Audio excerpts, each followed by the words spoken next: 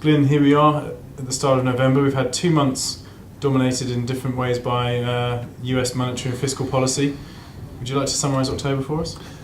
Yes, well, yes, October was absolutely dominated by events in the US. We started the month extraordinarily with a complete impasse on the fiscal situation in the US. With the Republicans and the Democrats at loggerheads couldn't agree on a budget deal. October the 1st, of course, is the start of a new fiscal year in the US.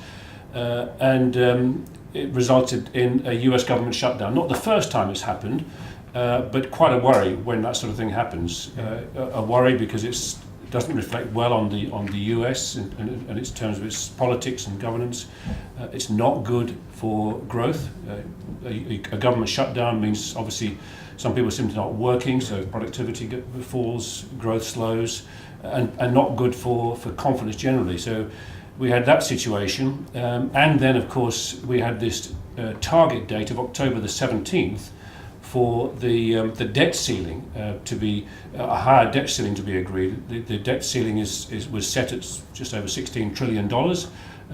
It's been common practice in the US for very many years that the debt ceiling is set at a certain level and then has to be renegotiated and agreed on a periodic basis. A deal needed to be done by the middle of October to ensure that the US did not default on its obligations.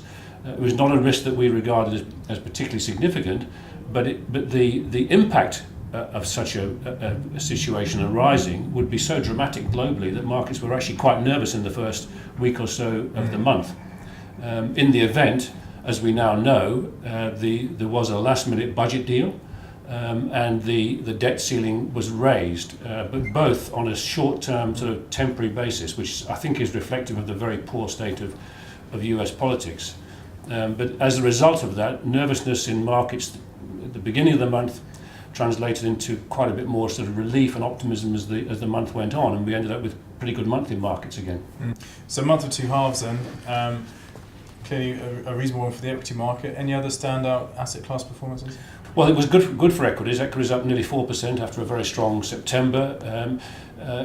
The fact that the Fed did not taper in September, and the implications of this sort of impasse over the budget and the debt ceiling, the investors basically sort of took the view that any tapering would be delayed because of what had happened, and I think that's actually a fair assumption to make. So the ongoing liquidity that's been made available by the Fed, people are now saying, well, that's going to be around for several more months, and that was a very important factor, I think, in pushing sort of riskier asset classes like emerging markets higher. So they outperformed developed markets again. They've still underperformed massively for the year to date, but they're now about flat year to date, whereas developed markets are up by 21%. So there's still a big divide, but they returned about 5% in the month. And some of the currencies that had been weak in the middle of the year, remember emerging markets had quite a big sell-off in the middle part of the year and currencies came under pressure.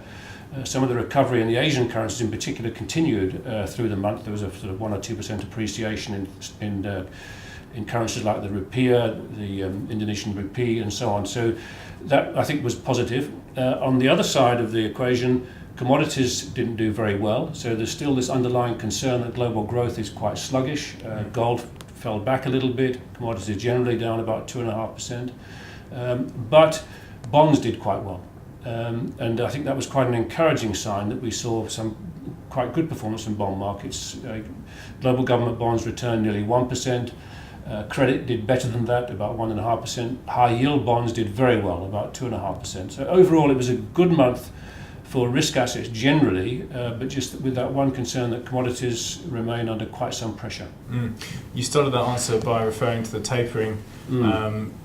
That debate's going to go on for some time, whether to taper or not to taper. Absolutely. What underlies that in your mind? Well, that is the key debate. I know we've all become sort of fixated on what the central banks are doing, but it is absolutely critical. And as we saw in those months post Bernanke's first comments in May about the possibility of tapering, markets are very heavily dependent on this liquidity, ongoing liquidity injection. So Any signs of tapering, I think, will give the markets sort of pause for reflection and concerns. We see that on every occasion when there's a sort of change in the data. And remember, the Fed has said all along that it's going to be data dependent what they do.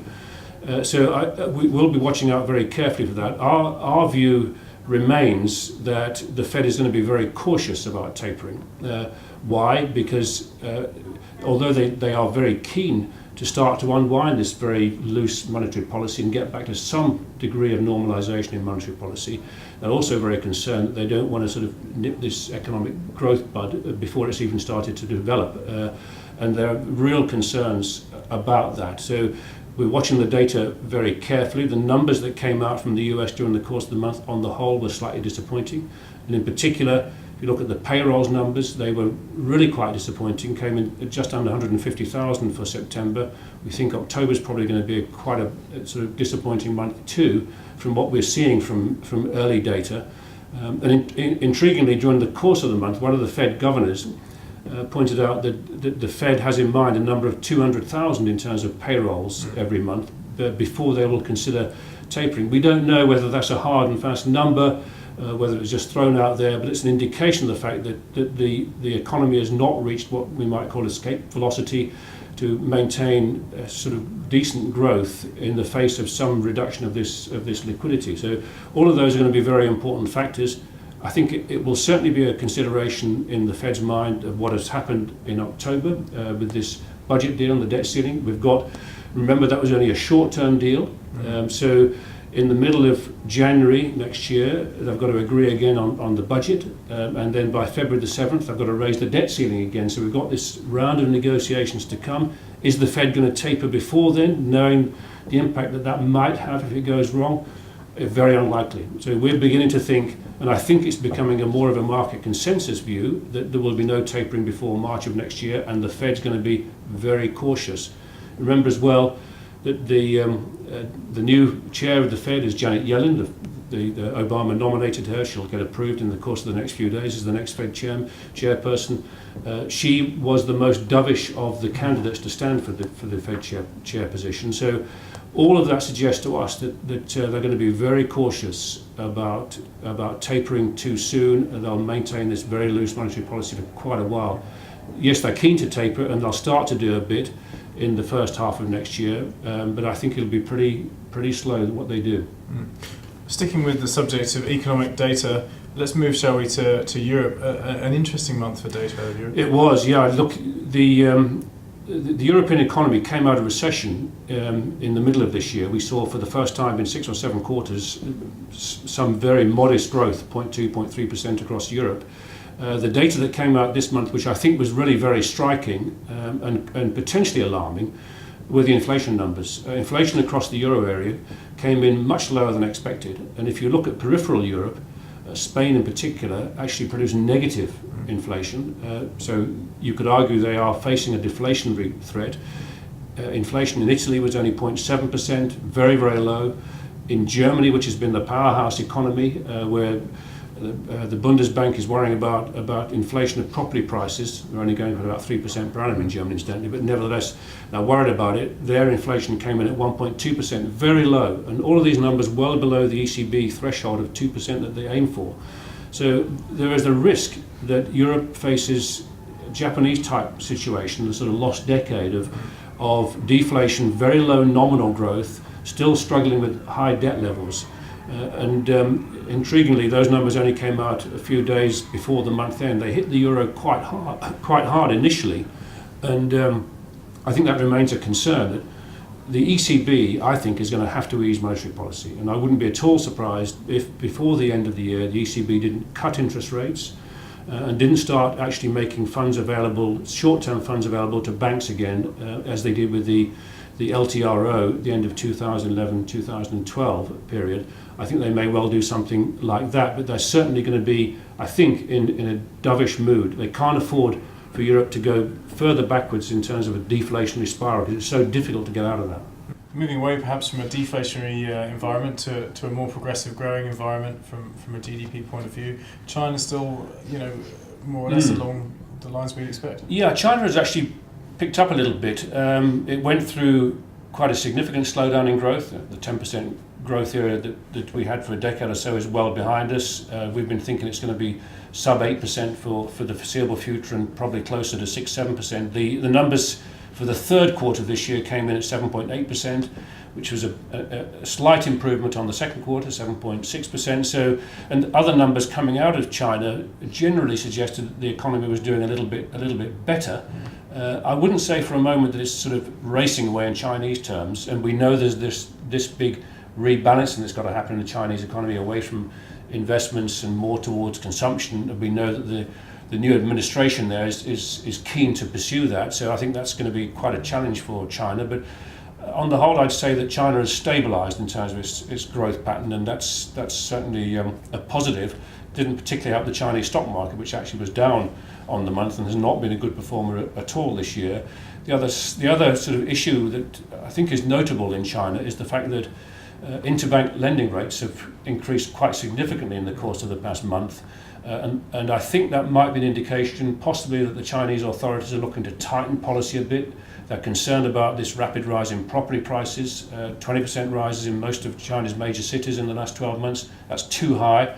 And I think there's going to be some attempt to try and rein that in to prevent a speculative boom. And we know that the banks are sitting on already some sort of actually loans that are probably pretty poor.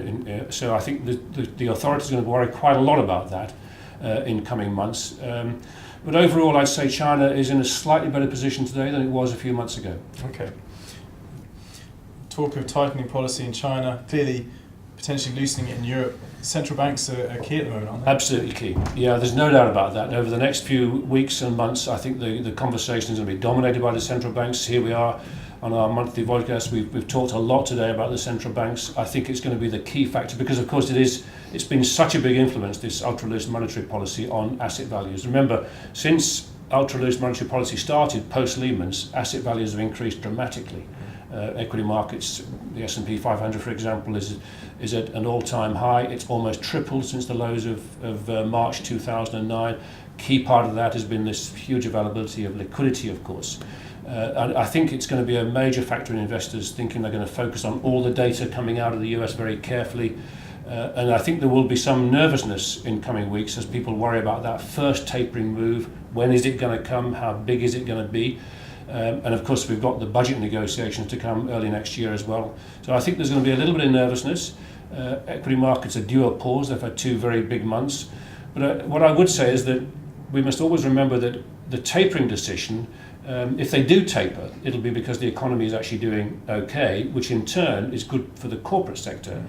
And yes, we recognise that valuations in equity markets are quite a bit higher than they were 12 or 18 months ago because markets have done so well in that period, but they're not stretched by any means on an historical basis, and I think have got further room to appreciate over the next 12 months or so. So we remain broadly constructive about equity markets, but we are mindful of the fact that in the shorter term, over the next 2 or 3 months, there's going to be a few blips, a few worries for investors that we need to overcome in this first tapering move, which will come along, as I say, we think sometime around March, April of next year.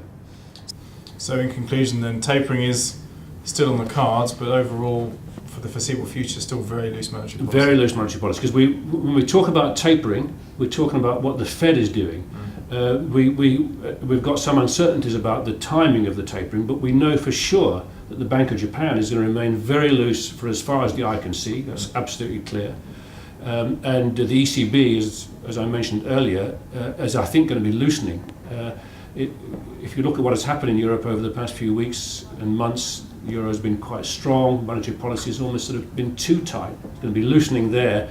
So although there'll be some modest tapering by the Fed, overall there's still going to be a huge amount of liquidity made available by the big central banks globally. So that's going to remain a very strong underpinning for risk assets. Thanks, Glenn.